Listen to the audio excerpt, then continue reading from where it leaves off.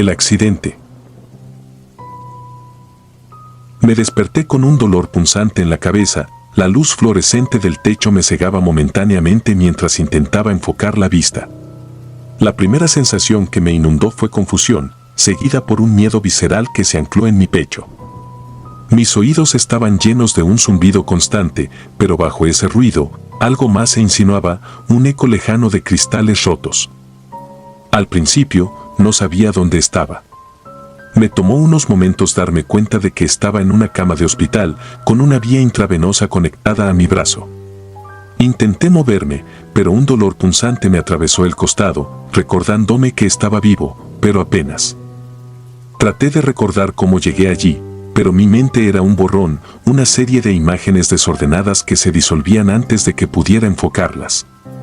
Lo último que podía evocar con cierta claridad era estar detrás del volante, con la oscuridad de la noche envolviéndome y la carretera extendiéndose ante mí, interminable y solitaria. Era una noche como cualquier otra. El turno nocturno no me molestaba, de hecho, lo prefería. Menos tráfico, menos estrés.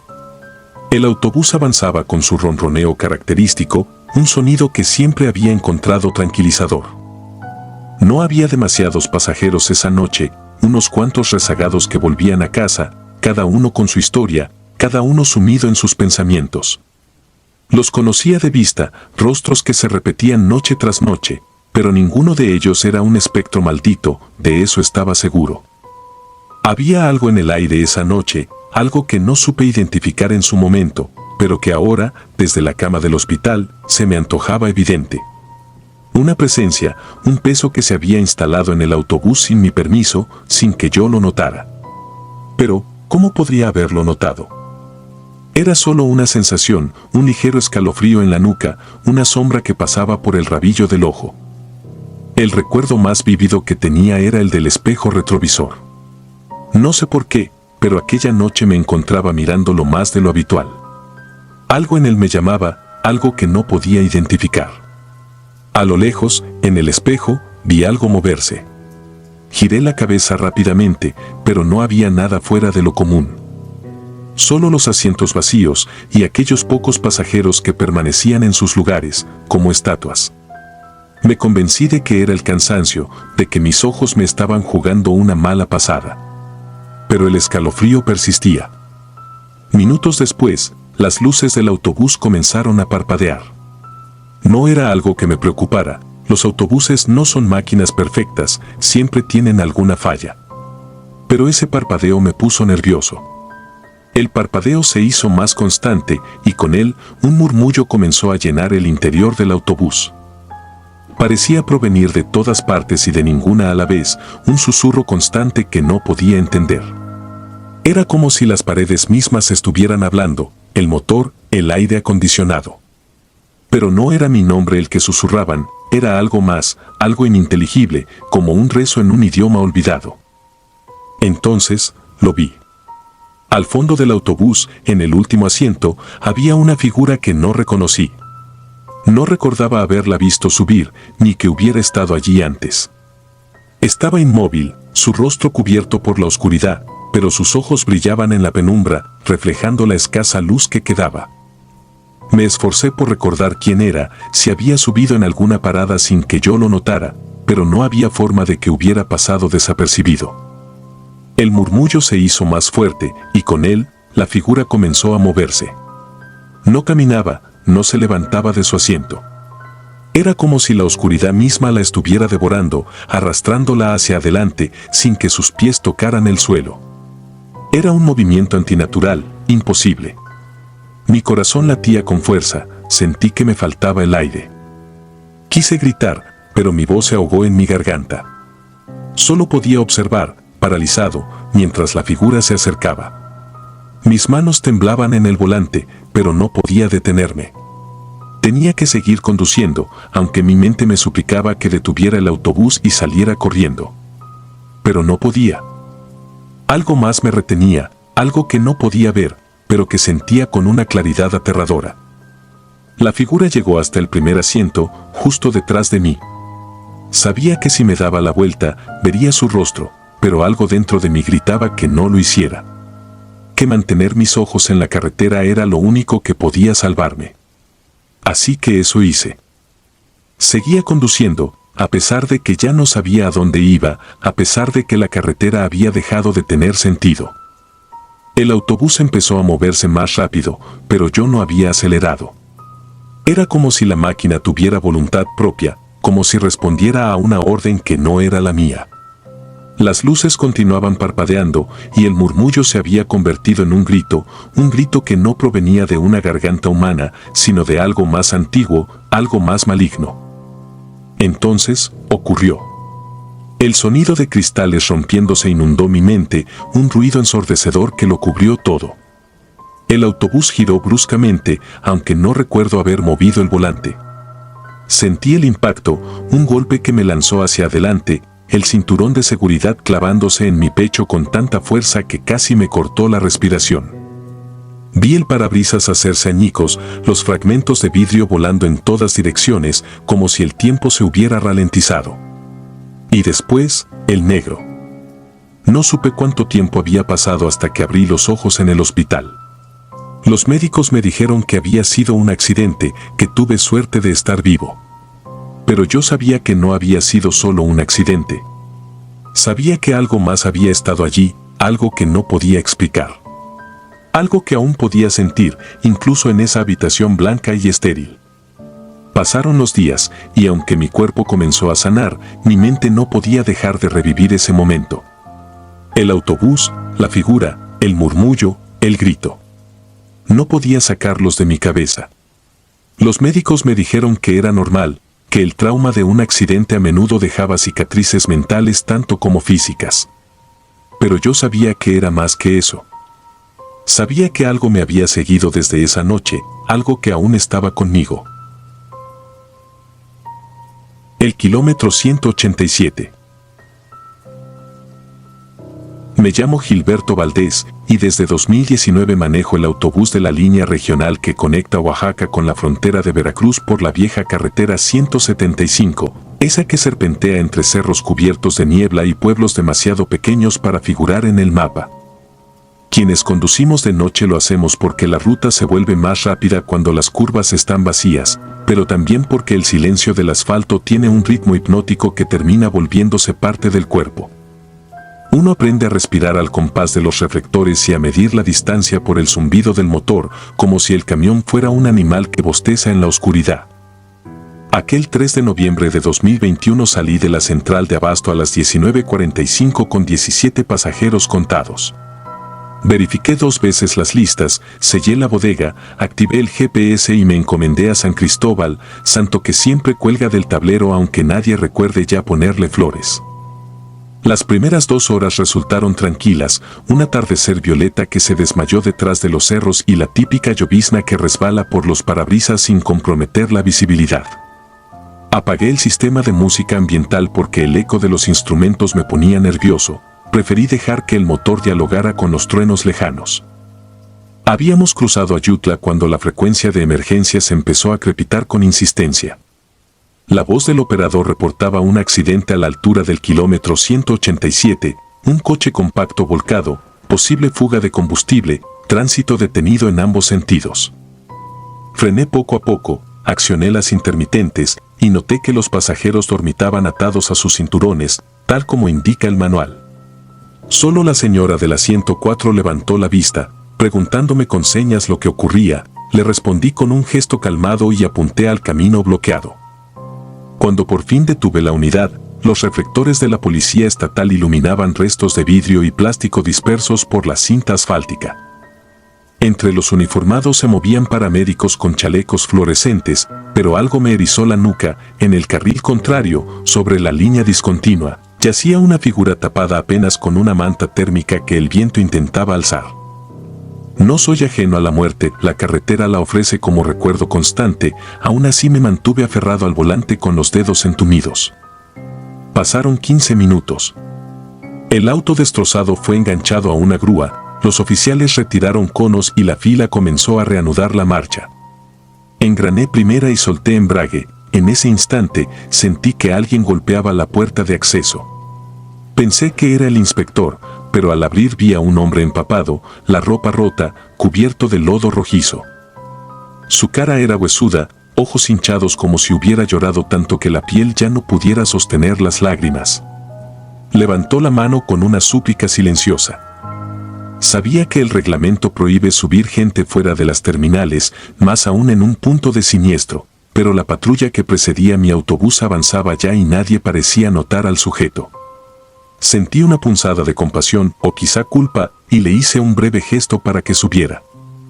Se acomodó en el asiento 37, última fila del lado izquierdo, justo debajo de la cámara interior. No emitió saludo, se abrazó las rodillas, inclinó la cabeza, y comenzó a sollozar con una cadencia que me heló la espalda. Reanudé el trayecto. A través del espejo retrovisor interno lo observaba, no se limpiaba el rostro, simplemente dejaba que el llanto le resbalara por la barbilla. Los demás continuaban dormidos, excepto la señora del asiento 4, que me escrutaba como queriendo confirmar si aquel lamento era real o si formaba parte de alguna pesadilla compartida.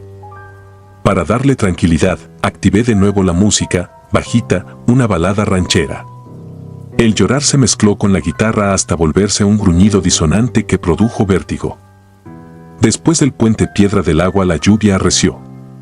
Las gotas golpeaban el parabrisas como miles de uñas y las luces del tablero parpadeaban por la humedad.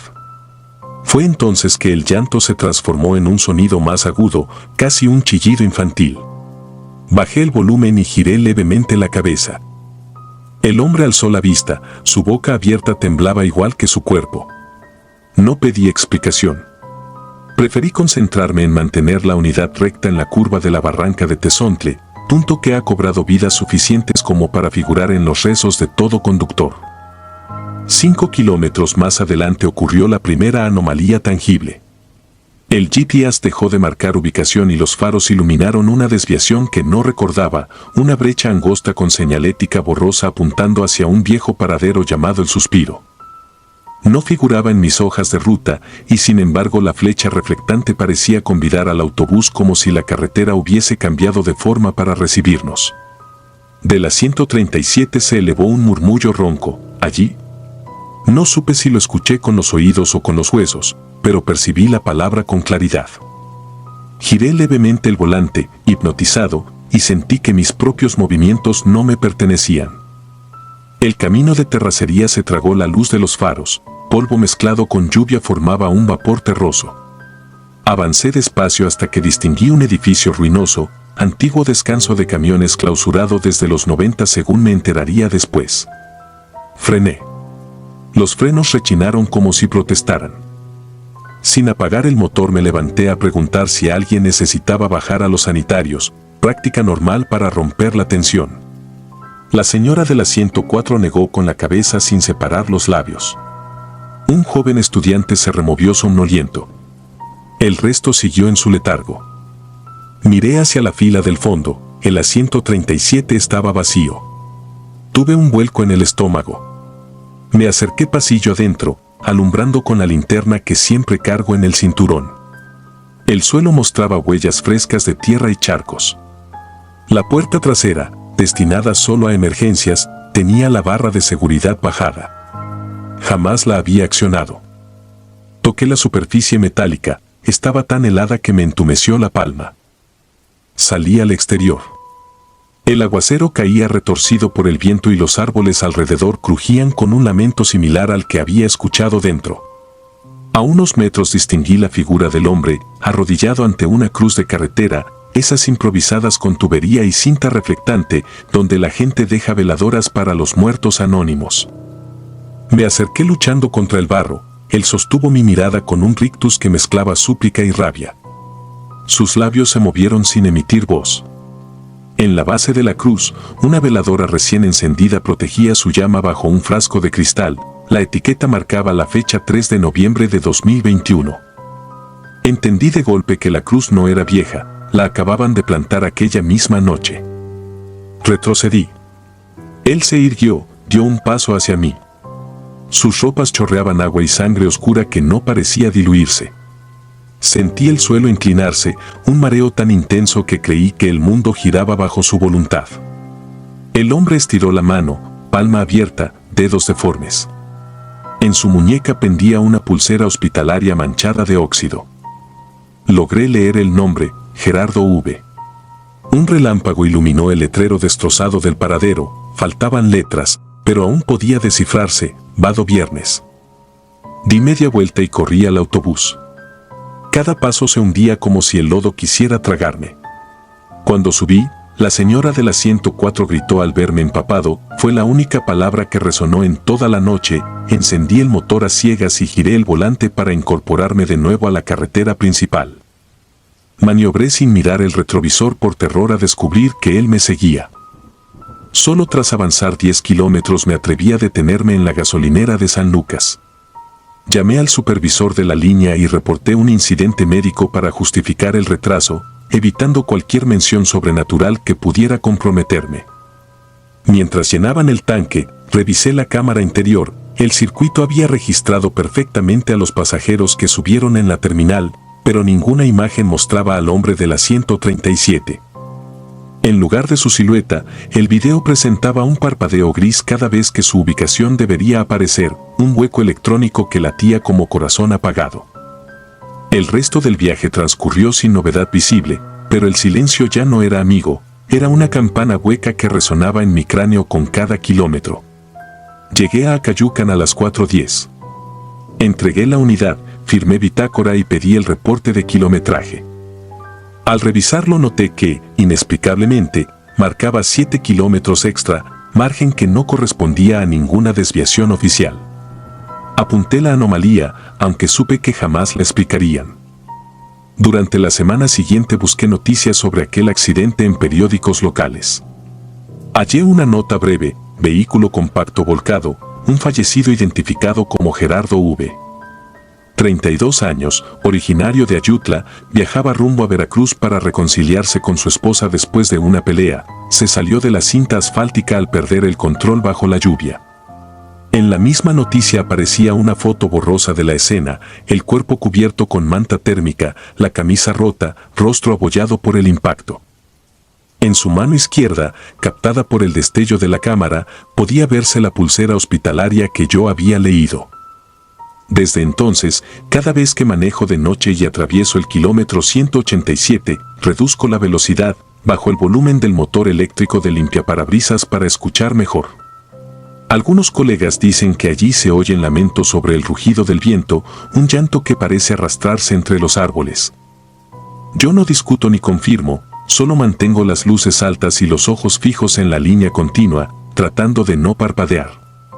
He comprendido que la carretera no es solo asfalto y gravilla, es un corredor donde los vivos y los muertos comparten destinos, donde el tiempo se pliega y el dolor encuentra atajos para manifestarse.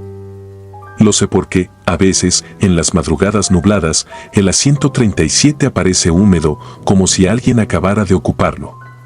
Y en el cristal posterior quedan marcadas gotitas que escurren hacia abajo, aun cuando dentro del autobús no ha llovido jamás. En esos instantes, ajusto el espejo central y juro que, por el rabillo del ojo, distingo una figura encorvada que abraza sus rodillas y me observa con ojos hinchados, silenciosos, esperando que yo vuelva a detenerme. Pero continúo. Sé que no debo abrir la puerta. Aprendí que hay pasajeros que solo necesitan que uno mantenga la marcha para seguir llorando en paz dentro de la noche interminable. El turismo de horror. Me llamo Víctor Mora y llevo más de 20 años detrás de un volante de turismo. He visto volcaduras, asaltos y tormentas que parecían partir el asfalto, pero hay una noche que todavía me hace pisar el freno cuando el reloj marca la 1 de la madrugada. Sucedió en mayo de 2014 en la carretera federal 135D, el tramo que conecta Puebla con la Sierra Mixteca de Oaxaca. Habíamos sido contratados por la Universidad Tecnológica de Tehuacán para llevar a 28 alumnos y 2 profesores a una feria de innovación. Les gustaba viajar de noche para ahorrar hotel y ganar el día siguiente, y a mí me convenía porque el tráfico pesado se diluye cuando todo el mundo duerme. Salimos a las 22:15 entre bromas, mochilas y cajas de cartón llenas de prototipos. Las primeras 2 horas transcurrieron con música apenas audible, luz tenue en el pasillo y el zumbido regular del motor Cummins que yo conozco como el pulso de mi propio cuerpo. Pasando el entronque a Cañada Morelos, la carretera se retuerce entre cerros de caliza y pinos negros. Allí arriba el aire huele a humedad rancia y resina, y la niebla se forma sin aviso, levantándose como humo de fosa recién abierta. A las 0:58, lo recuerdo porque iba viendo el cronómetro para calcular el siguiente descanso, sentí un latigazo seco debajo del piso, a la altura del eje trasero. El volante me brincó en las manos, los focos del tablero relampaguearon. Frené con cuidado, señalé orilla y me detuve sobre la estrecha berma. Al bajar confirmé lo inevitable, la llanta exterior derecha estaba reventada, cortada como si hubiese pasado sobre acero dentado. No había más luz que la de mis faros y un cuarto creciente apenas visible, la niebla arrancaba halos alrededor de cada destello. El profesor Ruelas, grandote y voluntarioso, bajó conmigo para ayudar a aflojar pernos. El otro docente se quedó dentro, pidiéndoles a los muchachos que aguardaran sentados. Mientras sacábamos el gato hidráulico, algo llamó mi atención, un coro infantil, susurros afinados con la cadencia de una canción de cuna antigua, llegaba desde el barranco opuesto. Levanté la cabeza, la neblina formaba columnas que subían y se deshacían, pero detrás había sombras pequeñas, alineadas, avanzando en silencio. Conté 7 al principio, luego 9, todas de la estatura de niños de primaria, tomados de la mano en perfecta hilera, vestidos con ropas que parecían uniformes de concierto, camisas claras, suéteres oscuros, faldas largas para las niñas. No caminaban, se deslizaban, y cada vez que una ráfaga me mostraba sus caras veía ojos sin iris, blanco puro, como huevos de víbora rotos. Le advertí a Ruelas con un gruñido, pero el vecino clac-clac de la llave de cruceta tapó mis primeras palabras. Cuando por fin me oyó y siguió mi mirada, el profesor soltó la barra, el metal repicó en el pavimento y las cabezas fantasmales se giraron al unísono hacia nosotros, como si el ruido fuese una orden. Sentí un pinchazo bajo la piel, un frío que me trepó desde las botas. Quise encender otra vez la luz estroboscópica del chaleco, pero mi mano temblaba tanto que apenas encontraba el botón. Dentro del autobús, algunos estudiantes seguían despiertos mirando series, los más cercanos a las ventanillas empezaron a golpear el vidrio para llamar la atención del resto. Vi telefonitos levantarse como luciérnagas, grabando. A través del parabrisas escuché un grito ahogado. El profesor Lindaño, un tipo tranquilo, canoso, corrió al pasillo, tropezó y golpeó la puerta, rogándonos que subiéramos. Mientras tanto yo forcejeaba con el neumático, decidido a mantener la cabeza ocupada para no ceder al pánico. La hilera de niños fantasmas había llegado ya al borde del camino. Seguían cantando sin abrir la boca, la melodía salía de sus pechos como viento por flauta rota, y a cada compás la temperatura bajaba 1 grado. En aquella fracción de segundo recordé algo que un despachador de gasolina me había contado 6 meses atrás. En 1992 un autobús escolar con un coro infantil de la colonia Gabriel Pastor se despeñó por ese barranco durante un deslave, justo en el kilómetro 217. Rescataron cuerpos contados, los demás quedaron atrapados en el alud. Hubo misas, promesas de ampliar la vía y leyendas que corrieron de peaje en peaje. Algunos decían que los espíritus seguían ensayando su última canción y hacían que los conductores reventaran neumáticos o sufrieran fallas eléctricas para obligarlos a detenerse. Otros aseguraban que bastaba con no mirarlos a los ojos. Yo, que siempre fui escéptico, descubrí esa noche lo corta que es la distancia entre duda y certeza. Los niños abandonaron la hilera y se dispersaron alrededor del camión, rozando la carrocería con las yemas como quien palpa un ataúd recién barnizado. Cada huella dejaba una mancha oscura, húmeda, que desaparecía enseguida tragada por el frío. El canto se tornó un murmullo grave, sin métrica, y la niebla empezó a colarse al interior por las salidas de aire acondicionado que yo había apagado media hora antes. Oí jadeos, sollozos contenidos, la voz de alguien que rezaba. No quise usar el claxon, sentía que cualquier estridencia podía desatar algo peor. Me limité a darle vueltas al vir lo final. Entonces una de las figuras se deslizó hasta quedar a 30 centímetros de mí. No podía verle la boca, pero un vapor acre salía de la forma donde debía estar, el olor de papel quemado y azúcar rancia. Yo sostenía la cruceta como crucifijo improvisado, Quedamos inmóviles, hombre y espectro, hasta que se oyó chac chac. La llanta nueva había encajado. Ruela saltó al estribo del primer brinco. Yo subí tras él, cerré la puerta y giré la llave de ignición. Las luces interiores palidecieron, el tablero chisporroteó y todo se apagó. Un suspiro colectivo llenó la cabina. Fuera, los niños ya no cantaban, sus cabezas se asomaban por los cristales, los globos oculares pegados al vidrio, y podían verse venitas oscuras latiendo donde el blanco debería ser plácido. Empuñé el arranque 1, 2, 3 veces, apenas un clic. En la quinta intentona el motor tosió, sacudió el chasis y murió otra vez. Entrechocaban dientes a mi alrededor, de frío o de miedo, no sé, y la neblina interior me impedía distinguir el retrovisor. La sexta vez giré la llave mientras soltaba el freno de estacionamiento.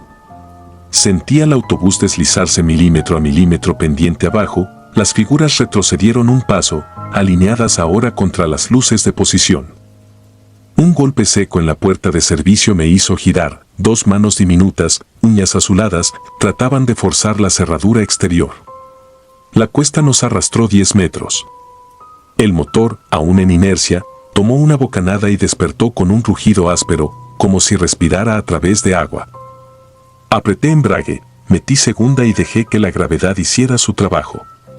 El velocímetro trepó a 40.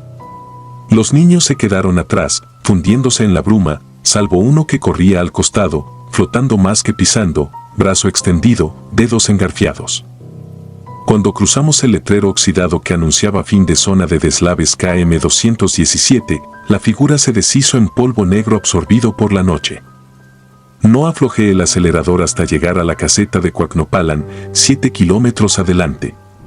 Bajo la cruel fluorescencia del cobertizo, bajé tambaleante mientras el personal de Capufe salía a ver qué me pasaba, pero bastó que vieran la cara de nuestros pasajeros para dejar sus preguntas para después. Nos permitieron estacionarnos junto a los sanitarios y esperaron a que todos bajaran a estirar las piernas.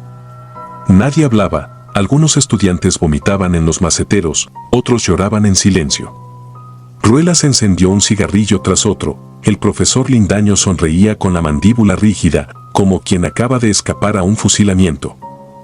Un supervisor de la caseta, viejo y barrigón, se acercó con un termo de café. Le conté lo justo, neumático reventado, canto extraño, sombras de niños que casi nos cercan. Balanceó la cabeza como quien oye una canción repetida y dijo, no son sombras, joven, son los del coro. A veces hasta se suben, pero si el motor no prende, usted no vuelve a ver la luz.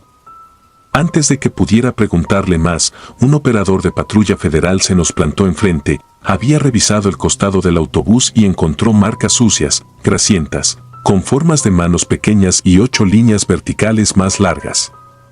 Como rasguños de algo que mide el tiempo en arañazos. Terminé la ruta, pero regresamos a Puebla al amanecer por la autopista Cota, evitando por completo el tramo de la sierra. El seguro cubrió la llanta, pero nadie de la compañía supo explicar por qué el neumático presentaba cortes concéntricos internos, como si se hubiese desgarrado desde la cámara hacia afuera. 2 semanas después pedí cambio de ruta, ya no conduzco de noche en montaña abierta. A veces, sin embargo, el cuerpo recuerda lo que la razón intenta olvidar, justo antes del sueño, mi oído repara en un susurro coral, voces infantiles que se filtran por el ventilador de la recámara. Abro los ojos y veo el reloj marcando 0:58, siempre la misma hora. Juro que un frío de neblina se cuela entre la puerta y el piso, y aunque sé que estoy en casa mi garganta vuelve a oler a papel quemado y azúcar rancia. Es entonces cuando cierro los puños y repito en voz baja, no pararemos, no abriremos, no miraremos de frente. Repito hasta que amanece, esperando que la próxima noche esas voces se olviden de mí, que busquen otra llanta que reventar, otro conductor que no crea, otro autobús que detener a la orilla del kilómetro 217. Golpes en la oscuridad.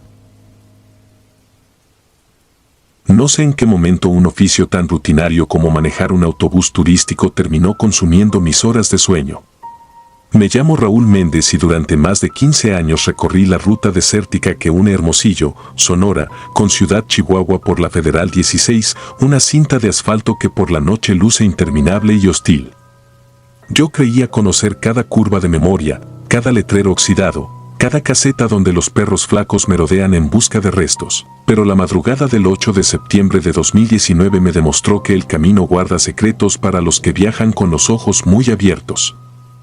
Aquella noche regresábamos sin pasajeros. Solo veníamos Oscar, el segundo conductor, y yo. Hacía una semana la empresa nos había asignado un Irizar de 2 ejes, recién salido del taller, con llantas nuevas y un interior que aún olía a plástico. La gerencia juraba que el vehículo no debía presentar ruidos extraños, pero desde la primera hora en carretera algo no se sentía bien. El motor sonaba parejo, el tablero no anunciaba fallas, sin embargo, un zumbido grave se filtraba desde la parte baja de la carrocería, como si lleváramos una rueda desbalanceada. Cada tanto, un ligero golpe metálico retumbaba bajo nuestros pies y la vibración subía por la columna de dirección.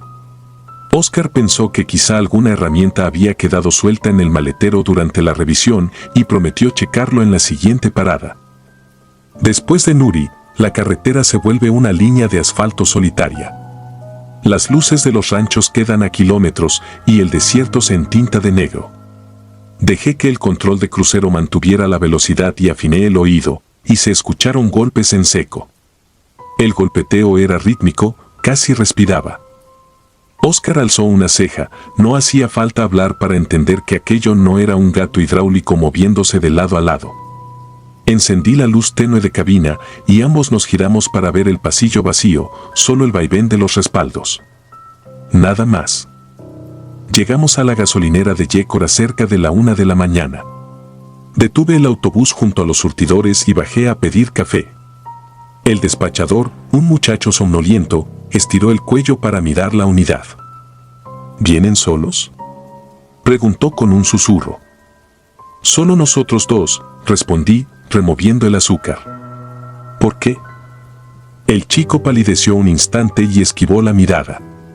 A veces se sube gente en la sierra, contestó. Morros que intentan colarse en los portaequipajes para llegar a la capital. No le di importancia. Subí de nuevo y Oscar aprovechó para abrir el primer compartimiento inferior. Colocó un pie en el estribo, giró la llave de las compuertas y los cilindros neumáticos expulsaron aire caliente.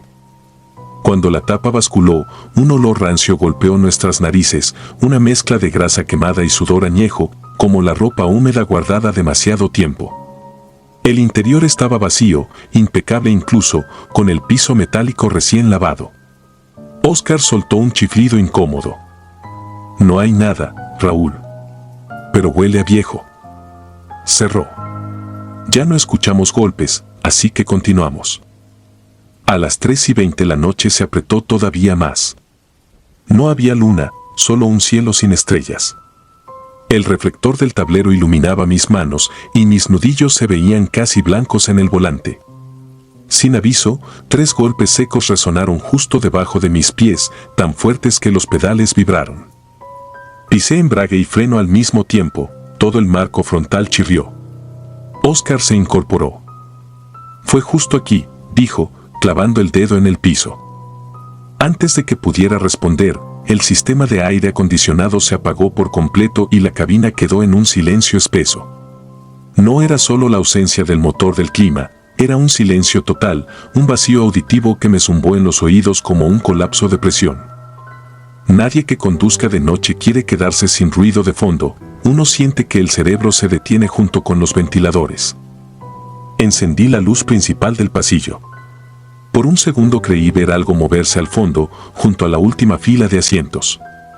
Un destello, un reflejo, tal vez la propia luz rebotando en el cristal trasero, pero juro que una silueta delgada se dobló sobre sí misma y desapareció.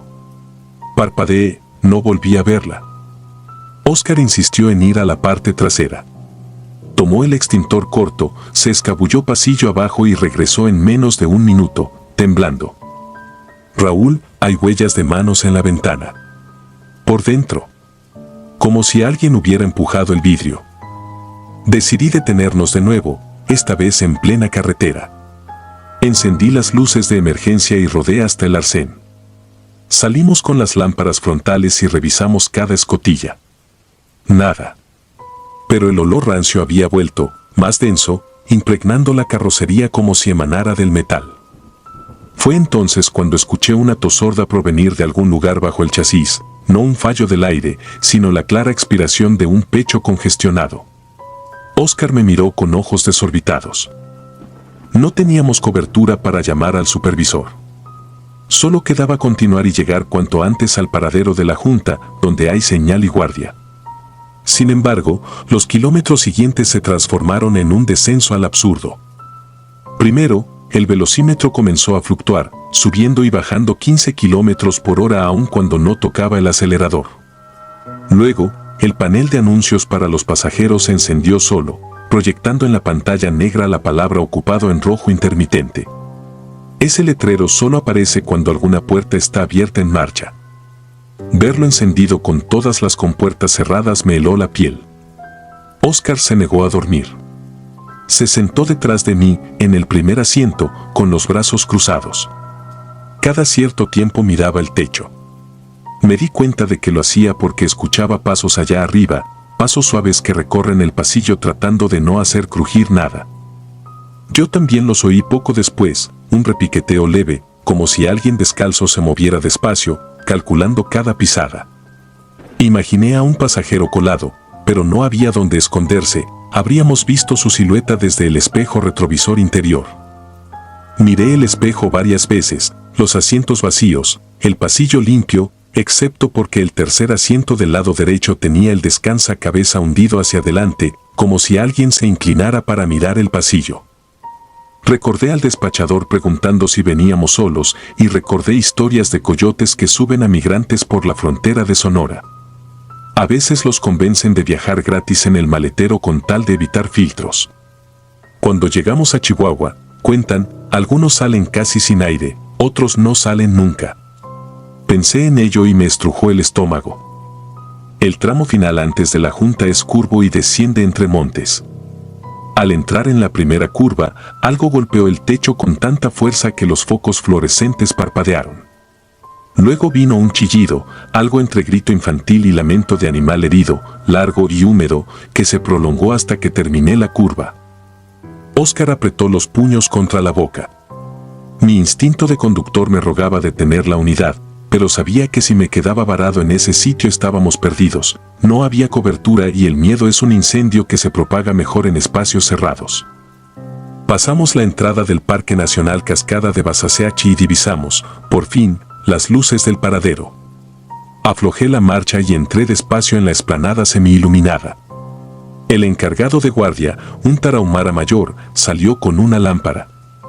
Ni bien detuve el motor, los golpes regresaron, un martilleo rabioso en la zona media del piso, ahora acompañados por un jadeo evidente, como si alguien diera cabezazos contra la carrocería. Bajamos. El viejo guardia pasó su lámpara bajo el chasis. Preguntó si traíamos algo.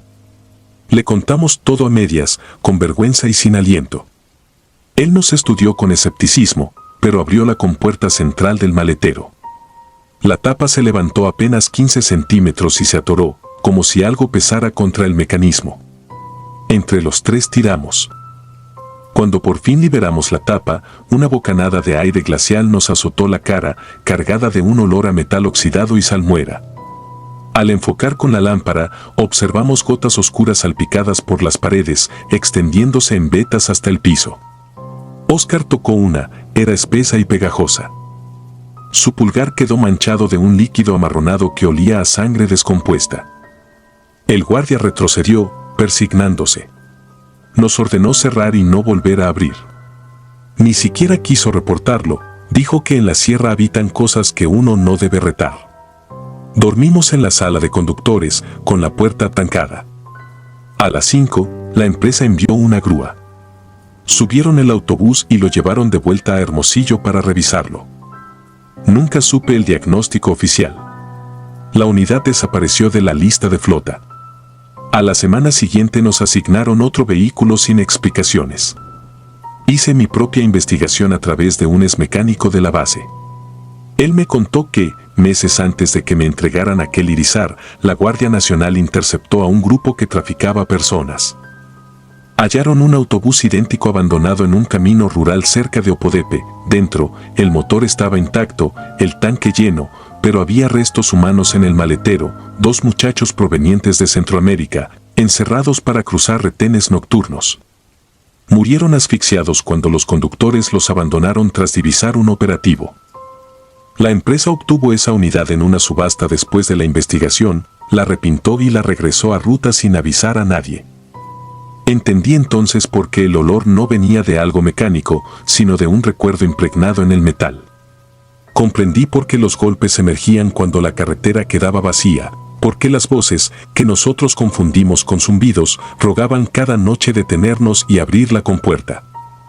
Tal vez los muchachos no buscaron venganza, querían aire, querían que alguien los viera. Esa revelación me obligó a renunciar. Nunca más manejé de noche. Todavía hoy, cuando el insomnio me vence, escucho en la memoria aquel golpe en seco que trepaba del piso al volante y me pregunto cuántos viajeros han trasladado fantasmas sin darse cuenta. Las empresas cambian los logotipos, cambian los asientos, vuelven a pintar la carrocería, pero el acero conserva los últimos alientos que se ahogan en su vientre. Hay colegas que aún cruzan la sierra y hablan de un autobús fantasma que circula sin placas, con luces interiores encendidas y pasillo vacío. Dicen que al rebasarlo se escucha un martilleo contra la carrocería y, si uno presta atención, percibe a alguien golpeando desde adentro, pidiendo abrir. Yo he decidido no comprobarlo.